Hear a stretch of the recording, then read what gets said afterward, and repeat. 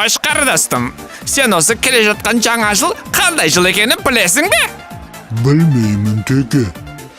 Өй, сен де келесі жылы қабан жылы дейді. Онда жаман жыл емес екен. Ей, сен өзі не деп тұрсың? Қабан ол доңыз. Доңыз ол қабан. Қабан ол харам. Соны білмейтін сен баран. Козел екенсің ғой. Ит жылы, ұлу жылы, жылан жылы да өтіп жатыр емес пе? Ешкім одан ит болып кеткен жоқ қой. Жаңа жыл жақсылығымен келсін. Өткен жылға да өкпе жоқ. Шымкентіміз мегаполис болды. Түркістан облыс орталығы болды. Құдай қаласа жаңа жылдан кейін Түркістан адам танымастай өзгеріп түрленеді.